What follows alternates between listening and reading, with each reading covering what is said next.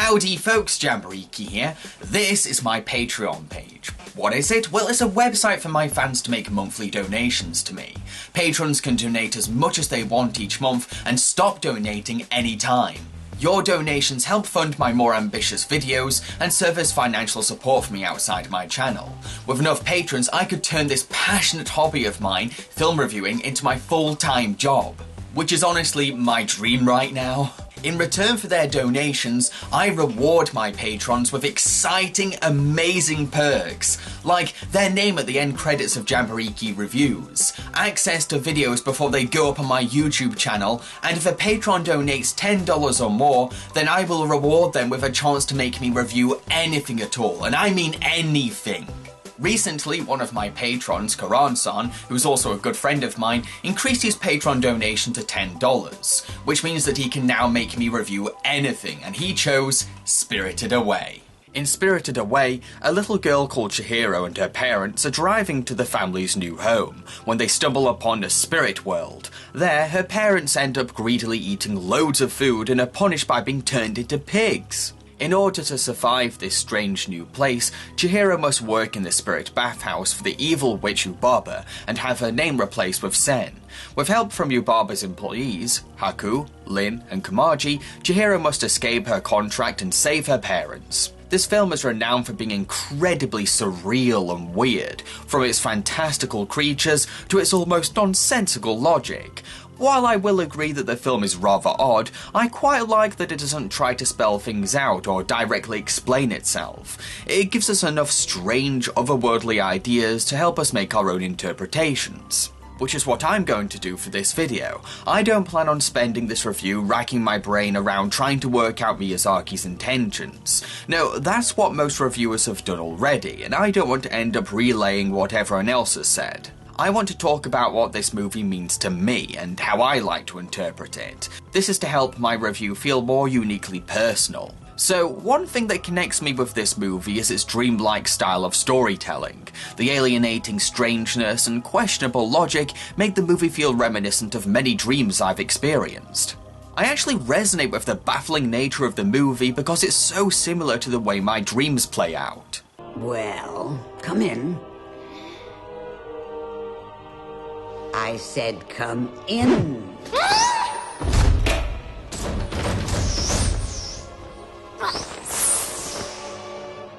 I think that's why I don't get worked up about the things that don't make sense in this movie, simply because the film feels closer to my nightly hallucinations than grounded reality. When I see this movie more like a dream, I find it easier to forgive the things that aren't answered.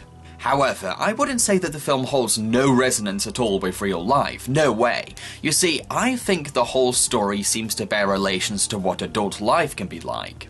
To me, the adventure Chihiro goes on matches heavily with the beats of entering adulthood. Her parents are taken out of the picture, she's pushed into a career she never intended on getting just to survive, and she ends up losing a part of who she is because Yubaba has taken her very name. I feel like these story details are eerily close to how my own life felt after my teenhood ended, and I had to enter the real world. I had to leave my parents' home, find a job of my own for financial security, and a part of who I am has faded since. Because of this, I can really relate to Chihiro's struggles and stumbles in the bathhouse. Her situation reminds me so much of independent adult life. The fact she's so unexperienced and clumsy helps me to resonate with her too, as that's how I felt once I became an independent adult. I was totally unsure about what was going on and couldn't keep up with the world.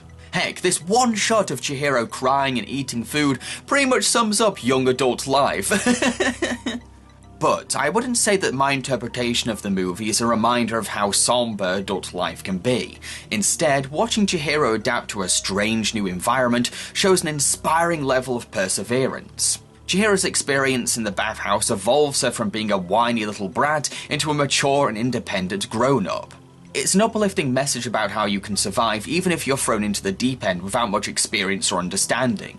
This is what's so great about the movie. It has so many layers, themes, and ideas that could be interpreted millions of ways. Maybe Chihiro's experience reminds someone of a crappy summer camp they went to, or perhaps another person sees this through the rabbit hole story as a metaphor for a bad relationship they were trapped in. There's so many ways to read into the film because it gives so much wildly imaginative material to work with. Anyway, enough of what the film means to me, I want to discuss the technical side of this movie too. Of course, like most Studio Ghibli films, the animation is incredible. Its movement is fluid and polished, the timing is well thought through, and the visual storytelling is beyond intelligent. This is what makes Miyazaki's work stand out, his attention to detail. He'll add little tiny things to make a sequence seem more human. Good animation doesn't paint by numbers, it tries to be believable and tangible enough to immerse audiences into the story it's telling. In real life, our actions aren't straightforward, clean and perfect. We're not robotic machines. We can slip up, make mistakes, and struggle to do things. Miyazaki is brilliant at capturing the imperfections of human body language, and Spirited Away has great examples of this talent. Moving on, you may have noticed that I'm reviewing Disney's English dub of Spirited Away, which was directed by Kirk Wise, the co-director of Beauty and the Beast and The Hunchback of Notre Dame. The most noticeable thing about this dub is the fact that it's packed with so many stars from well-known Disney animated features. Devlin Chase, the voice of Lilo from Lilo and Stitch, plays Chihiro. Jason Marsden, who voiced Max in the Goofy movies and Kofu in Lion King 2, plays Haku. Susan Egan, the actress behind Meg and Hercules, voices Lin. David Ogden Stiers, who has voiced such Disney characters as Cogsworth in Beauty and the Beast, plus Jumba in Lilo and Stitch, is Kamaji the Boiler Man.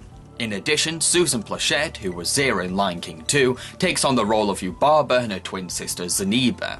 This is bound to delight Disney fans. Of course, there's other recognisable voice actors like Tara Strong, Bob Bergen and John Ratzenberger, but a bunch of recognisable Disney voices all in one film is worth pointing out, I think. The dub itself is pretty good. Most of the cast adapts to their characters quite well, while adding their own distinct personalities. Haku, you're alright. I'm fine. Where is Sen? Did she go somewhere? Can you tell me what's going on? You blacked out, remember? You're hiding something, aren't you? Show it to me. Is this what you smell? Roasted newt! No way, Frog. I'm saving every last bite for myself. Please, just a little bit. Just give me a leg. Where is he? What did you do with my baby? He's with your sister. Zaniba? The only performer that doesn't work for me has to be Devlin Chase. Now, don't get me wrong, she's a great actress as demonstrated in Lilo and Stitch, but her delivery for Chihiro sounds really awkward and unconvincing, especially when she's required to shout. I'm not sure if it was because she struggled with the strange exotic material, or if Kirk Wise didn't know how to direct children, but it really doesn't work for me. Ow, let go of me! Wow, you're a big baby. Would you mind letting go of me? I'm in a really big hurry. You came in here to make me sick. Huh? You're a bad germ from outside, aren't you? I'm not a germ, I'm a human. Now would you please let go of me? To conclude, I think that Spirited Away is a wonderful, fantastical, charming and ethereal movie with so much to read into. It was the first anime movie I saw that wasn't based on an existing manga or TV show, so it's very important to me, but the way I interpreted it as an adult has given it so much more weight and interest. I've been Jambareeqi and I hope that you enjoyed this Patron requested review of Spirited Away. If you want to share the same reward as Karan and make me review any movie you want, then simply become a patron today and make a donation of $10 or more. Just imagine, you can finally take over my channel and make me review that one movie you've always wanted me to talk about. Cheerio, folks.